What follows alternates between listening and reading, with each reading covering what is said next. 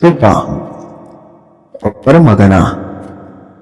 Mai sauraro a yanzu haka dai tabbas akwai wani boka da ya fito ya ci wani alwashi akan gawurtaccen ƙasaitaccen fitaccen ɗan bindigan nan wanda ya kai sama da shekara 10 yana gudanar da ta'addancinsa a ƙasar Najeriya. Wato Bello Turji, shugaban 'yan bindiga. Inda mai sauraro a yanzu haka wannan boka ya ci alkawarin kawo ƙarshen Bello Turji domin ƙasar Najeriya da ma ƙarshen matsalar tsaro ya zo, inda yana ganin cewa hakan shine mafita, inda kuma ba san cewa ba wai iya Bello Turji ne matsalar tsaron ƙasar Najeriya ba, saboda shugabannin da dama su ne suke ba da damar gudanar da wannan kidnapping da kuma sace-sace da ma kisan kai da ake yi wa mata da maza idan an shiga daji da kuma ƙauyuka. Inda mai sauraro a yanzu haka gyara zama ka biyo ma ƙarshen wannan bidiyo domin mu sa maka cikakken wannan bidiyo ka saurara domin ka ji dalilinsa na cin alwashi akan wannan Bello Turji. Inda mai sauraro sanin kanku ne cewa da za a kawo ƙarshen Bello Turji, shugaban 'yan bindiga, da bai kai shekara 10 yana gudanar da ta'addancinsa ba. Amma kafin nan za mu so, idan har wannan shine farkon fara zuwanka wannan tasha mai albarka, za mu so da ka dangwala mana alamar subscribing sannan kuma alamar ƙararrawar sanarwa, domin hakan ne zai dinga baka damar samun bidiyoyin mu waɗanda za mu dinga kawo muku a koda yaushe. Sannan kuma kada ku manta ku yi mana like a ƙasan bidiyon namu, sannan kuma ku yi mana comment domin jin ra'ayinku dangane da wannan batu da wannan boka ya fito yi, domin sanin kanku ne cewa jami'an tsaro da dama ma sun kasa, domin sanin kanku ne cewa fa shi ma kansa Bello Turjin ba haka kawai yake zaune a cikin daji ba, face da asiri, inda za ka ga ana yawan kawo farmaki ba tare da an tadda shi a gurin ba, duk da ya kasance cewa yana da 'yan leƙen asirin da suke sanar da shi idan ma ya kasance cewa jami'an sojoji sun fito patrol cikin dajin. Amma yanzu haka dai bari mu samu ku wani bidiyo ku saurara a yanzu haka ku ji. Gwamnan jihar Zamfara Dr. Abdullahi Dr. Dauda Lawal Dare ya ja daga, ba zai yarda ya haɗa kai da 'yan uwansa a samu tsaro a jihar Zamfara ba. Ga Matawalle, former gwamnan jihar Zamfara, ministan tsaro na yanzu, wallahi tallahi billahi allazi la ilaha illa huwa, gaba da yanku Allah ya wadaranku, Allah ya wadaranku, taron ku bai yi amfanin komai ba, kun ci amanar mutanen Zamfara, wallahi sai Allah ya fitar wa talakawan Zamfara da haƙƙin su ranar tashin alƙiyama. Ku kuma talakawar jihar Zamfara, dan ubanku in ba ku da zuciya ku fito ku zaɓe. Hata shi ma shugaban ƙasar, wallahi ka ji tsoron Allah, ba mu taɓa zaton cewa ba za a saka kafiyu a jihar Zamfara ba. Ka fita daga harkar jihar, ba abin da ya dame ka.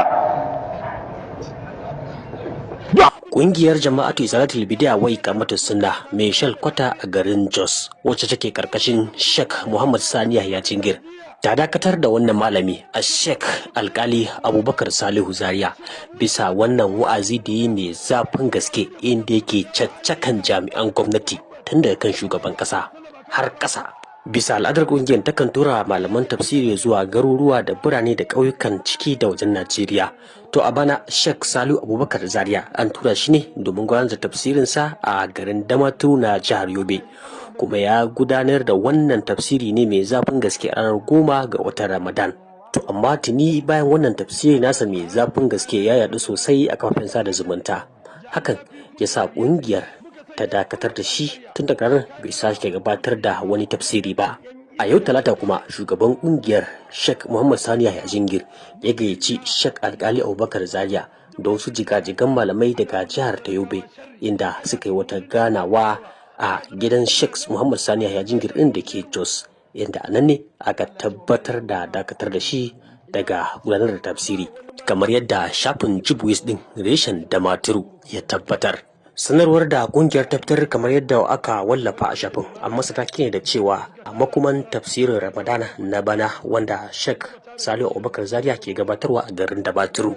Sanarwar ta ce Sheikh Alkali Zaria ya gabatar da tafsiri na kwanaki 11, aka dakatar da shi rana da 12 bisa dalilai guda uku. Na farko, kutuba da nasiha da malamin yayi a Yobe Police Headquarters, sai kuma wata nasiha da yi da asuba a masallacin Alimirami a ranar Asabar, sai kuma babban ita ce wannan tafsiri da ya gudanar na caccakan shugabannin Najeriya kan matsalar tsaro.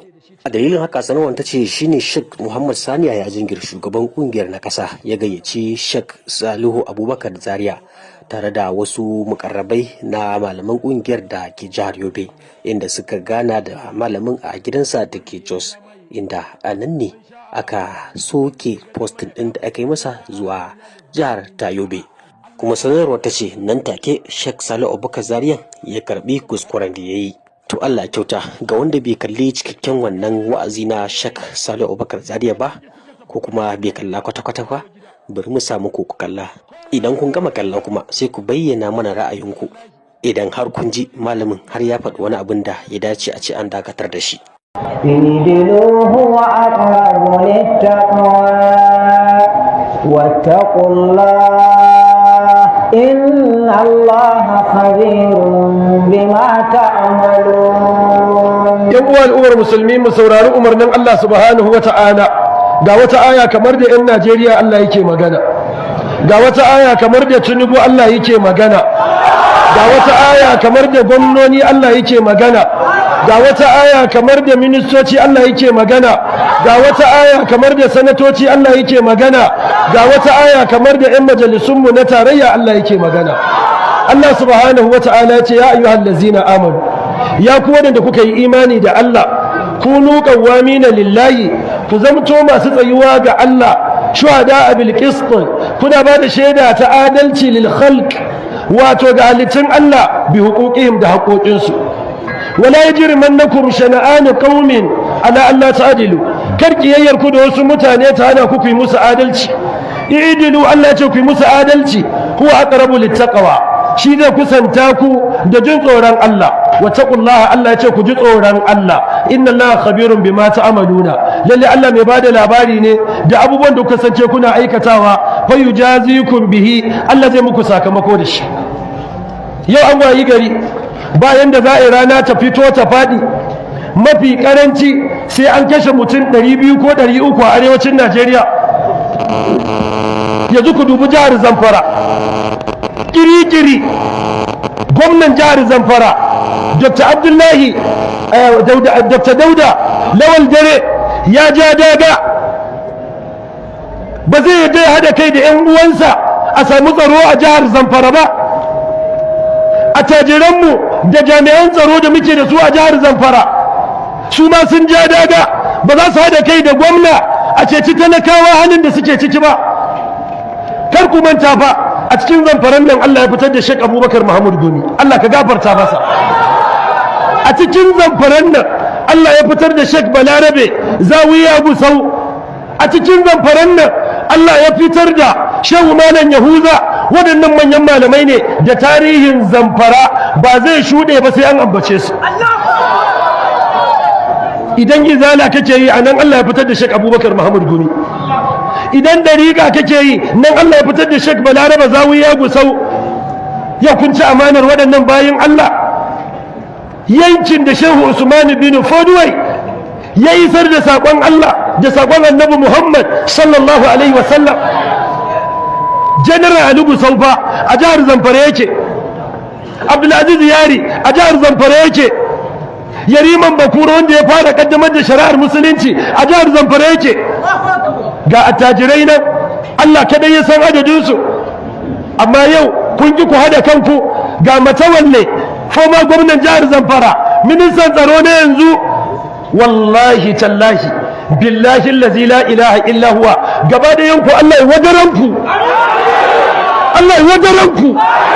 Taron ku bai yi amfanin komai ba, kun ci amanar mutanen Zamfara. Wallahi sai Allah ya fitar wa talakawan Zamfara da haƙƙin su ranar tashin alƙiyama.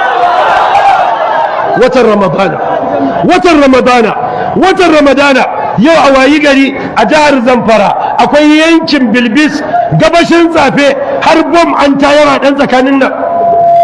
Me za ku gaya wa Allah idan kun tafi gaban Allah ranar tashin alƙiyama? Wace amsa za ku bai wa Allah? Idan suna kuke nema kun samu, idan kudi kuke nema kun samu, babu abin da kuka nema a duniya wanda Allah bai muku ba. Amma ku hada kai, ku dunkule, ku cure, ku mulmule, ku zama abu daya, ku tausaya wa talakawan jihar Zamfara. Abu ya kici ya cinyewa. Wallahi ku tanaji amsar da za ku bai wa Allah ranar tashin alkiyama.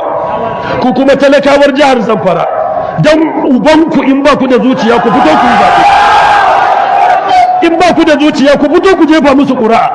Mutanen da ba su damu da